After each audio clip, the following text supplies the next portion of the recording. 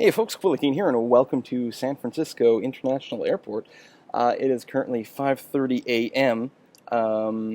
I've been here for a while already. My ride picked me up from my hotel at 4 o'clock in the morning, so it's a bit early. I'm not quite all here, and yet I decided to, I don't know, do a bit of a Let's Vlog from here, because I want to talk about why I am in the San Francisco Airport, and it's that I am just wrapping up my trip to 2K Games. 2K is obviously a publisher of many games, but very notably, they actually own Firaxis, which means they're also the publisher of all the Firaxis titles, such as Civilization Beyond Earth. And the reason I was here is because they flew me down they flew me to San Francisco, but then they drove me over to Novato, where their offices are, to take a look at the expansion for Civilization Beyond Earth, which is called Rising Tide. Now, there is an embargo on what has happened at this thing. I can tell you that I played the game. I can tell you I've got video of the game, in fact, a complete playthrough from start to finish of a game. And I can tell you that those videos and many other people's coverage of the game will be available on July 22nd. Check the description box down below in case I've got that date wrong, in which case it'll be clarified down there. So it's embargoed until then, and if you don't know why we do embargoes in this sort of, pressy kind of situation that I somehow find myself in, it's to give everyone a chance to edit their video and write their articles, and to do that, and then people don't have to rush to be the first people to publish. We've got a set time of okay, this is when all these things will go live. So, in fact, if you check down below, I should have the exact time when the embargo lifts, which is when you should see all the articles go up on your favorite websites, some YouTube videos here and there, and probably, in fact, not probably, but definitely some news straight out of 2K/Firaxis about Rising Tide, some more information about what's coming out in the game.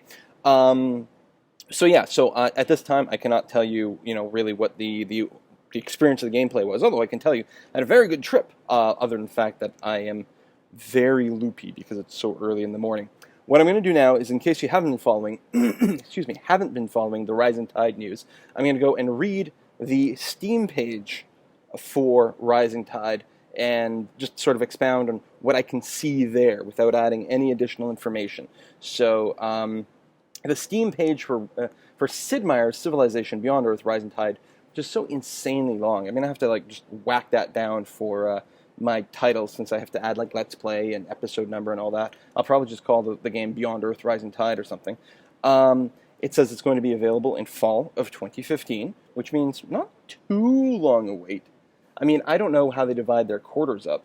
I suppose that could mean anywhere from September to November-ish, or maybe even December if they're really, because winter starts December 20th, 21st, depending on the year.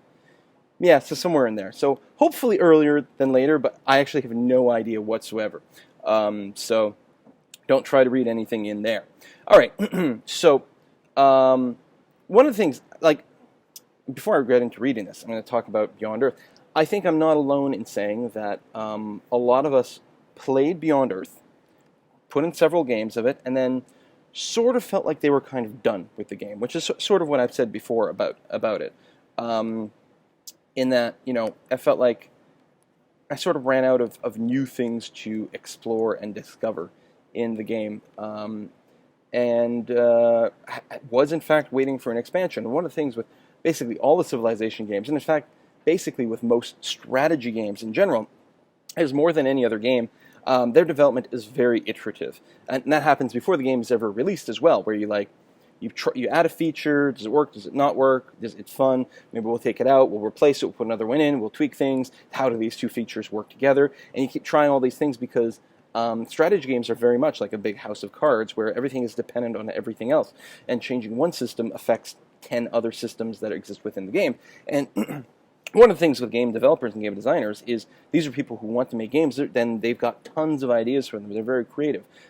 Just by virtue, you can come up with tons of ideas for your favorite game. So if someone is literally working in the field of making games, they're probably coming up with tons of ideas too. And in fact, 95% of the ideas they have for a game probably end up getting left out in the end. Some of them because they're bad, some of them that might be awesome, but take way too long to do. And you just, at some point, you have to ship. And that's why I've always been happy when a strategy game has been successful enough to justify an expansion because that gives the game developers a chance to look back at all these features that they had to leave out and start looking at which ones they might be able to include into an expansion. And not only that, but of course they're playing the game and they had, their QA departments and testers and all that, and getting some feedback from focus groups and different things about the game. But there's no focus group quite like having 1 million people play the game for dozens and dozens and dozens of hours in a row, and make tens of thousands of forum posts about it. And so, and again, with strategy games more than anything else, I think that's a significant factor. So by going out and being able to do this expansion, you're able to really bring these strategy games to the next level. And it's been the same thing. Civ 4 for the longest time I said was like my favorite game of all time, but that was after like 5 years worth of patches and 2 big expansions and probably a mod or 2 I always included in, for example. Civ 5, when it came out, I didn't like it. Especially compared to Civ 4. And yet, again, years of patches later and 2 expansions later, now it is a beauty of a gem. Extremely well balanced, very well done. Although, again, I still tend to include a mod or 2 for sort of UI's sake. And so with Beyond Earth, I always figured it'll probably be something similar to that. So hopefully, Rising Tide will both sort of bring more balance, more user interface changes, and also, more importantly, just sort of more depth and replayability and that sort of thing. So I'm going to read the Steam page here. I'm going to skip the actual just about this content, and we're going to go to the bullet points. Of course, the big first bullet point, which the title Rising Tide should sort of lead in that direction, is the idea that you can colonize the oceans, which, of course, Beyond Earth is a spiritual successor to Alpha Centauri in very, very many ways. Alpha Centauri was built using the Civ 2, Civ 3 engine, one of those, and Beyond Earth was built using the Civ 5 engine. It's unfair to call either one of those simply a mod or whatever. There's a lot more that goes on like that, but one of the areas that actually the developers have gone and admitted was one of the weak points of Beyond Earth is they realized that they didn't take enough risks, they didn't change enough. They're like, Civ 5 is really good, we want to keep a lot of these core mechanics in our space-based theme game, and I think that they're right in saying that being scared to change too many of those mechanics for fear of alienating users actually sort of backfired there. So you've got to pick and choose. I mean, Alpha Centauri had a lot in common with the Civ of that era, and yet shook things up. Beyond Earth also shook things up, maybe not as much. So Rising Tide might do a little bit more of that. But yes, so you'll be able to set cities up in the ocean. And again, I can't go into any specifics about what I experienced with that in my play session yesterday, but there should be some pretty big implications that you can figure out just from that. For example, there's no mountains or canyons in the ocean, which means you've got no sort of natural choke points and bottlenecks for your cities. I mean, other than, maybe the actual coast itself. But even then, it's sort of, kind of questionable. So it means that those cities should probably be quite a bit more exposed to conflict.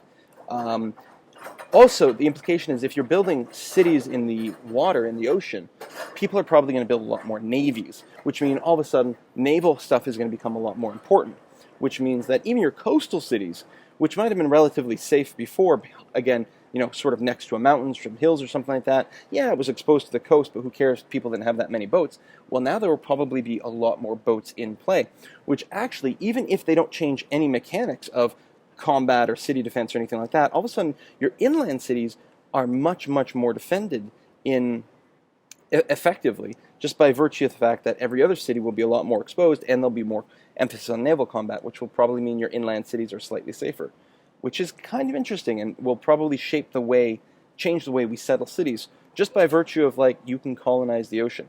It says build floating settlements and access natural resources hidden beneath the seas of the alien planet.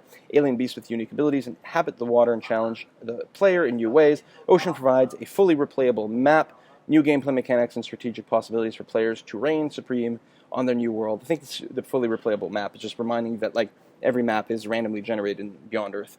I think that's all that means. Okay, next thing, dynamic leader traits. Players and AI leaders alike unlock new traits through gameplay and activate different combinations to respond to the changing world. These dynamic sets of traits also provide benefits and add to the new diplomacy system, governed by the new fear and respect attributes. One of the things of Beyond Earth that, again, I think a weak spot of Beyond Earth is the fact that because of the way you construct your whole civilization before you land, right? You choose your sponsor, then you choose this trait, this trait, this trait before you land, meant that they didn't actually include that many individual sponsors, right? Those leaders. In addition to that, each leader on the diplomacy screen is a fully animated 3D character that their look changes depending on what their affinities are. And as a result, I think it made it so that it's fairly expensive, both in terms of actual money, but development time and testing, artwork, and all those things to make more leaders. So, and I do think that was a weak point of Beyond Earth in that, well, technically, every time you played, your leader and the other leaders you met were different because they had a different combination of these sort of starting traits. And with the AI, depending on when they landed, they started with different types of abilities and bonuses. But it still meant you sort of saw the same sort of faces every time, and they mostly acted the same. There's technically a little bit of randomness in how the AI sets itself up at the beginning of a game, but you can still sort of make some general assumptions on who's going to be more expandy, who's going to be more aggressive, who's going to be more techy, yada, yada, yada. Same thing as in sort of Civ 5, but in Civ 5, there were dozens of different civilizations possible, and so no two game would you even see the same face. Or, you know, it would be extremely unlikely to see the exact same group of people in two games. But in Beyond Earth, you always do see the same people all the time. So, it's not in this bullet point. There's a bullet point later on. It says new sponsors. 4 new factions have been added to the game. So all of a sudden, now, we're going to have more faces in there, plus a different base trait for the actual sponsor, right? Just like Elodie gets a free tech every now and again, and Brasilia has stronger units. So there's going to be 4 new sponsors with 4 new traits. That shakes it up. There's going to be 4 new faces in there. That's good. And then the dynamic leader traits are interesting because that's another way that you're going to have to pay attention to these guys and see exactly how they've configured themselves every game so that you can adapt your own gameplay. Not to mention, you yourself are going to pick some traits as well, which is going to shake things up. But what I like about it is that you pick these traits during gameplay as opposed to ahead of time, which means that it gives you something else to do in-game to respond to gameplay, right? You're going to be able to make sort of, I always call them interesting and meaningful decisions during gameplay by activating these traits in some fashion, which you will see how they work when I actually show gameplay footage. But again, I'm not going to go beyond what is being described there. There'll be some system for doing that, as well as a new diplomacy system, which I think will be very exciting. The Beyond Earth diplomacy system is very heavily, the current one, the vanilla one, is very heavily based on just the Civ 5 system, with a couple little tweaks. I think the fact that there are no research agreements in Beyond Earth makes the diplomacy system feel a little less interesting and less valuable than the Civ 5 one. And so a new diplomacy system will hopefully, in fact, just sort of shake away the shackles of the Civ 5 system, give us something new, but also something that's more meaningful and interesting. There's an artifact system, which we, new perks and things. Okay, that's good. Hybrid units, so you can mix and match affinities a little bit more. Okay, a couple new biomes, so you get some more variation in your maps. But I got to wrap up this video because I'm about to run out of hard drive space. But there you go. Do, again, keep an eye out. July 22nd. Check the link down below in case my time's wrong. For actual gameplay footage, I do play an entire game of Rising Tide from start to finish. And that'll be awesome. Thanks for watching, folks. Bye-bye.